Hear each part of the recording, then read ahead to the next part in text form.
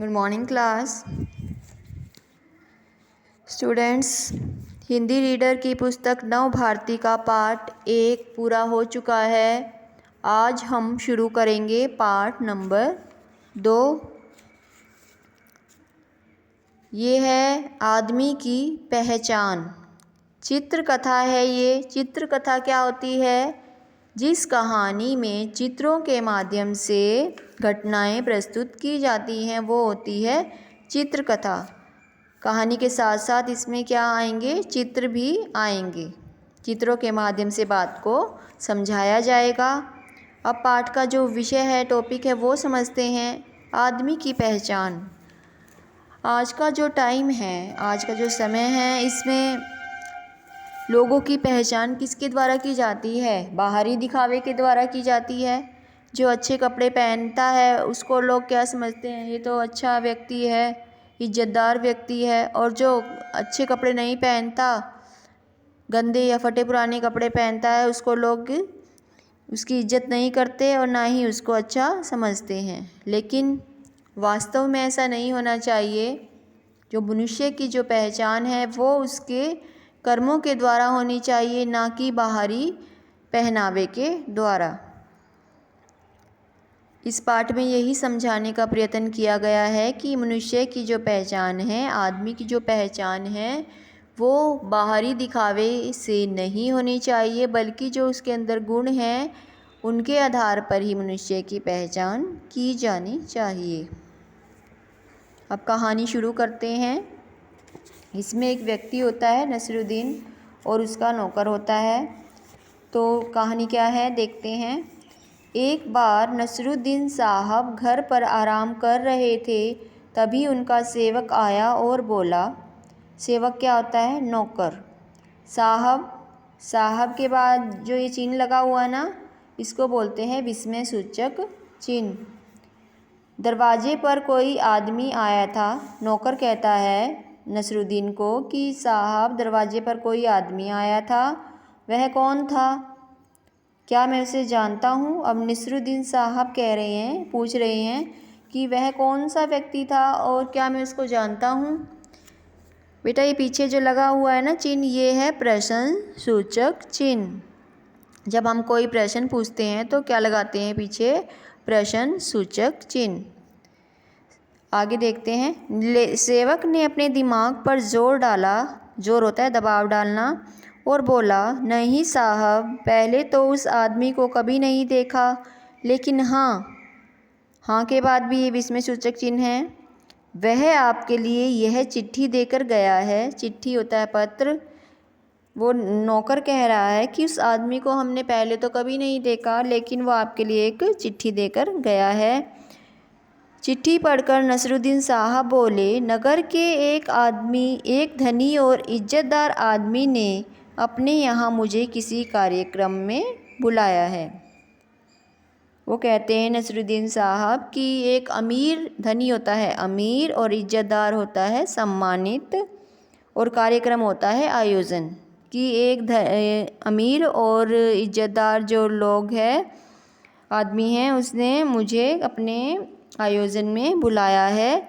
यह तो बहुत खुशी की बात है साहब। नौकर कहता है, तो बहुत अच्छी बात है, खुश होने वाली बात है कि आपको बुलाया है कार्यक्रम में।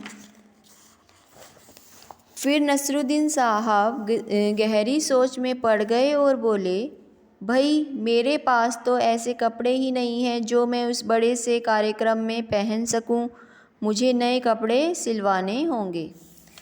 कहीं भी जाना होता है आपको, किसी भी फंक्शन में, कार्यक्रम में, तो आप सबसे पहले क्या देखते हैं कि हमारे पास ऐसे कपड़े हैं या नहीं जो हम वहाँ पर पहन कर जा सकते हैं। तो वो भी पहले देख रहा है कि मेरे पास कोई अच्छे कपड़े तो नहीं हैं, मुझे अच्छे कपड़े सिलवाने होंगे वहाँ जाने के लिए। साहब, मैं अभी दर्जी को बुला कर लाता हूँ। उसका नौकर कहता है कि मैं अभी दर्जी को बुला कर लाता हूँ, वो आपके नए कपड़े सिल देगा। आज कार्यक्रम का दिन है और नसरुद्दीन साहब बाहर किसी काम में ऐसे फंसे कि उन्हें कार्यक्रम में जाने के लिए बहुत देर हो गई। उन्होंने सोचा, उस दिन जब गया हुआ था, जिस दिन कार्यक्रम था, तो उसको बाहर ही इतना समय हो गया था कि वो कपड़े बदलने के लिए घर पर भी नहीं जा सका। फिर उसने सोचा क्यों ना इन्हीं कपड़ों में कार्यक्रम में चला जाऊं। यदि नए कपड़े पहनने के लिए घर गया तो और देर हो जाएगी। तो वो यही सोच रहा है, अब मैं कपड़े बदलने गया तो मुझे देर हो जाएगी, तो ऐसे ही चला जाता है वो। वे साधारण कपड़ों में ही कार्यक्रम के लिए निकल पड़े।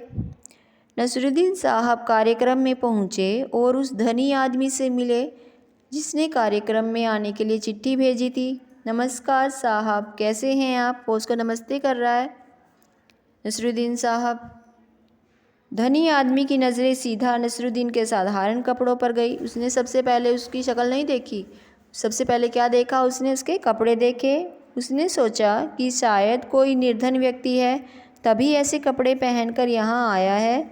उसने नसरुद्दीन को अनदेखा कर दिया, यानी कि देखकर भी उसने ऐसा कर दिया कि उसने उसको देखा ही नहीं है। कार्यक्रम में दूर दूर से राजा महाराजा आए थे जो महंगे कपड़ों में अलग ही चमक रहे थे। वहाँ खूब रौनक थी। महंगी होता है कीमती, रौनक होता है चहल पहल, चकाचौंध होती है जो। पर किसी ने भी नसरुद्दीन साहब को नहीं पहचाना। उस कार्यक्रम में उसको किसी ने नहीं पहचाना क्योंकि वो ऐसे घर के कपड़ों में ही गया था। नसरुद्दीन साहब बड़े दुखी हुए और वापस अपने घर लौट आए। अपने मालिक को उदास देखकर सेवक ने पूछा, क्या हुआ साहब? आप तो कार्यक्रम में जाने वाले थे, क्या आप वहाँ से आए हो? तो उसका नौकर पूछ रहा है कि आप तो किसी कार्यक्रम में जाने वाले थे, तो आप वहाँ से होकर आए हो? नसरुद्दीन साहब ने सेवक को सारी बात बताई। उसे भी सुनकर अच्छा नहीं लगा, उसको अच्छा नहीं लगा ये।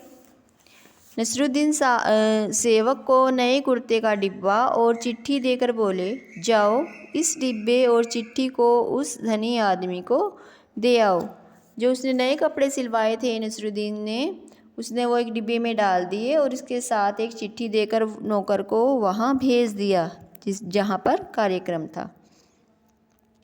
सेवक उस पते पर पहुँचा जहाँ कार्यक्रम चल रहा था। वह धनी आदमी को डिब्बा और चिट्ठी देते हुए बोला, ये डिब्बा हमारे साहब नसरुद्दीन ने आपके लिए भिजवाया है और साथ में यह चिट्ठी भी। चिट्ठी पत्र को बोलते हैं।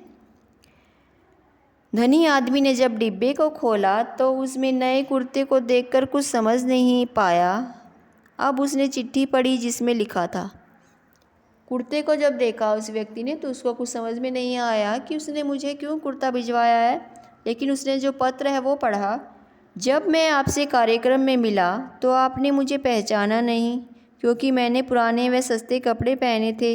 अब मैं समझ गया हूँ कि आपने मुझे नहीं बल्कि मेरे महंगे कपड़ों को कार्यक्रम में बुलाया था। क्योंकि वो गया था तो उसको किसी ने नहीं पहचाना, इसलिए उसने वो कपड़े भेज दिए नए ताकि उसको पहचान सके। इसे इज्जत दीजिए आपका नसरुद्दीन। चिट्ठी पढ़कर धनी आदमी को सब समझ में आ गया। धनी आदमी कार्यक्रम के बीच में ही नसरुद्दीन साहब के घर पहुंचा और विनम्रता से बोला। विनम्रता क्या होती है बेटा? विनम्र भाव, सहजता से।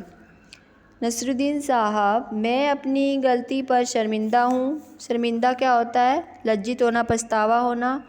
मेरी नज़र आप पर नहीं, आपके साधारण कपड़ों पर थी।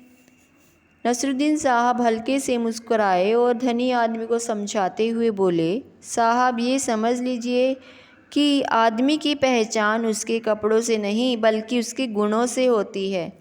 धनी आदमी को अपने किए पर पछतावा हुआ। पछतावा होना क्या होता है? पश्चाताप होना, अपनी गलती का एहसास होना।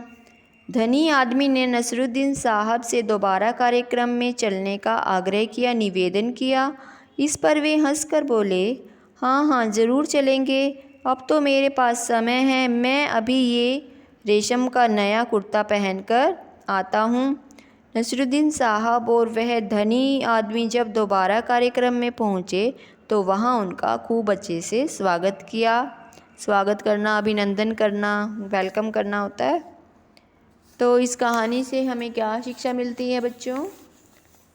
इस कहानी से हमें सीख मिलती है कि जो हम किसी भी व्यक्ति की पहचान उसके गुणों को देखकर ही करनी चाहिए, ना कि उसके पहनावे को, रंग रूप को, आकार को, इन सब चीज़ों को नहीं देखना चाहिए, बल्कि जो उसके गुण हैं उनको देखकर ही हमें उस व्यक्ति की पहचान करनी चाहिए।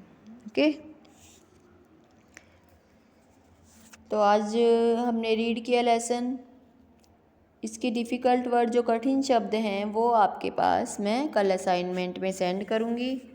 ओके, आप इसके वर्ड मीनिंग है वो अपनी फेयर नोटबुक में राइट कर लेना, फिर कठिन शब्द मैं आपको आपके पास सेंड करूँगी। Okay, thanks.